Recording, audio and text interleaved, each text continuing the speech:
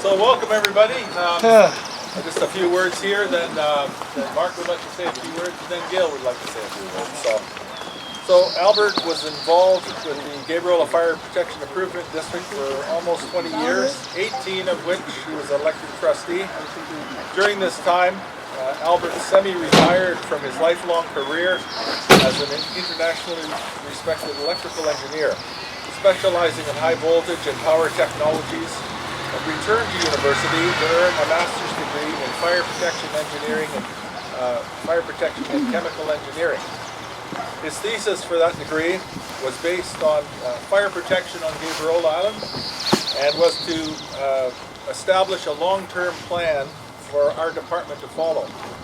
By following that plan, our department was able to develop into an outstanding example of community fire protection, becoming the second volunteer fire department west of Ontario to earn the Superior Tanker Shuttle accreditation. This means we have the equivalent to having fire hydrants on every corner, but with the firefighting water delivered to the scene by tankers. This status saves our residents more money in insurance premiums than they pay in fire protection taxes. 5 years later, we recertified. This time, we became the first volunteer fire department west of Ontario to earn our commercial property owners a similar insurance saving. Even though these unprecedented accomplishments were directly tied to the guidance that he provided, Albert was never one to take the credit. He was truly a big picture guy who always championed the team effort. Albert certainly was a people person. Throughout his life, he constantly encouraged discussions that led to more diverse points of view, often changing people's perspectives and attitudes. Whether it was during his career involvement with BC Hydro, Ontario Hydro, the National Research Council in Ottawa, the Boy Scouts, his church, our fire department, or any of the other causes he donated his life to, he would persevere with his hallmark kindness to ensure the best possible outcomes manifested in every situation he was involved in. He was sincere in his fondness for people and his belief in humanity, and this was no doubt why he was so willing to involve himself in situations others might shy away from. His dedication to our department and to the firefighters was well known. Often when a call-out was in progress, he would drop by the hall, turning off any car lights, flashers that the firefighters may have left on in their haste to respond. Just another small example of his caring and helpfulness. Some of our people refer to him as the fairy godfather, I think.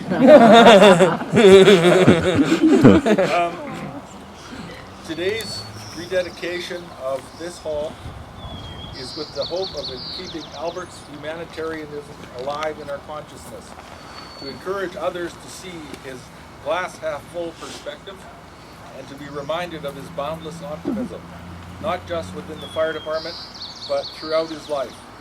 On behalf of the firefighters, the trustees, as well as everyone else who knew and loved him, I am truly honored to rename this building the Albert J. Reid Memorial Fire Hall.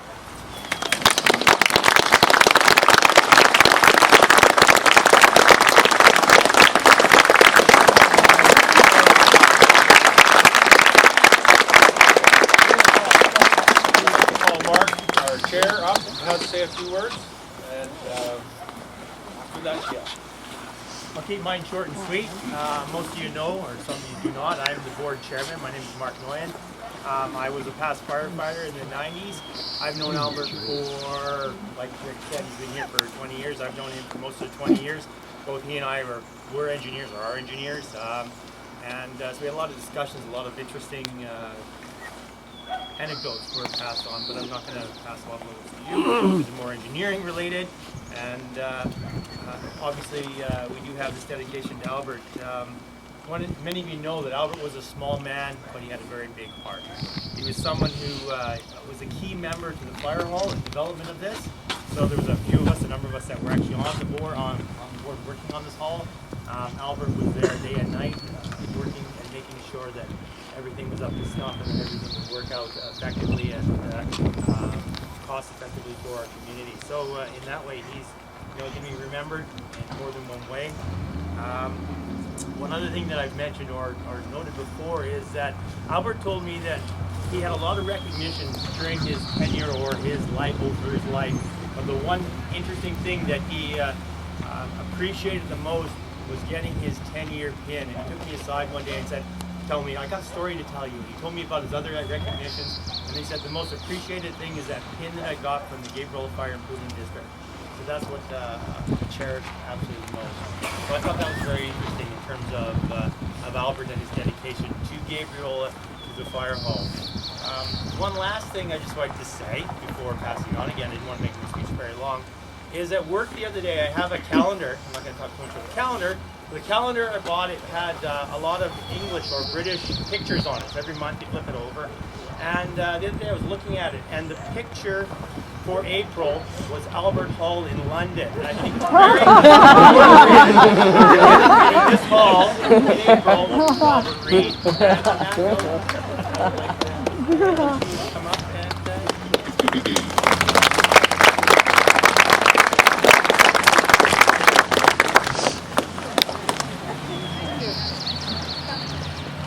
since Albert has died, I've been to this fire hall more than during his life. Maybe I live vicariously.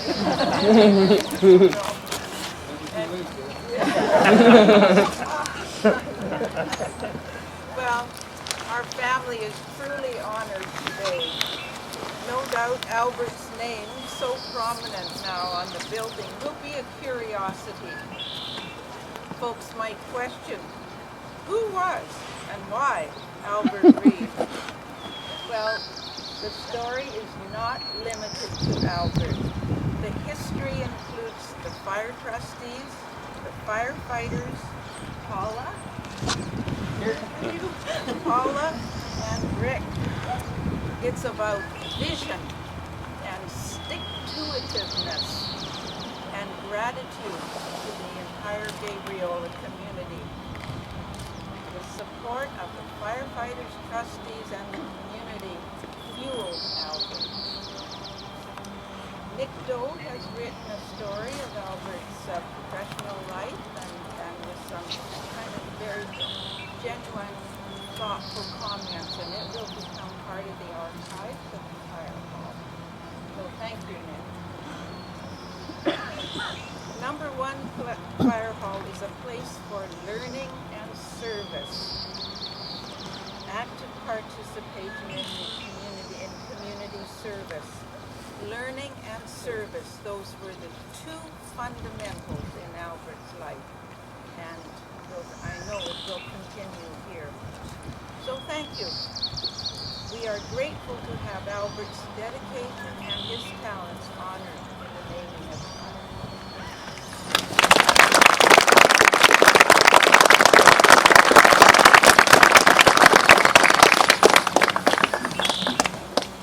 Okay, anybody else like to say? Well, seeing as I was with Albert as a trustee for many years during the 90s and now again in the 20s, I just want to get across that Albert was apparently, apart from being a brilliant man, he was a really down-to-earth guy, and I really, really liked him, apart from the fact that he made me feel tall. Albert was the kind of guy, there's lots of people, lots of friends I have that you call Al, but Albert was not that kind of guy. He was an Albert. And I don't know anybody that ever called him Al. He was always Albert. And one of the cool things about Albert, some of you may remember, many years ago I used to operate the coffee bucket. And one day I was somewhat frustrated. My cappuccino machine was propane operated, and I said, Albert, if I wanted to burn this thing up, what would I do? He said, "Oh, I can't tell you stuff like that. I'm a professional. But I sure hope you're not using wax paper."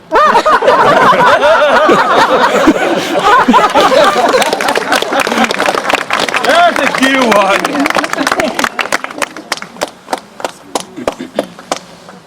We train to provide a pet shelter, emergency pet shelter. And our equipment, dog crates and all those sort of things, scattered around the island. And Albert had the brilliant idea. It is now, everything is stored downstairs.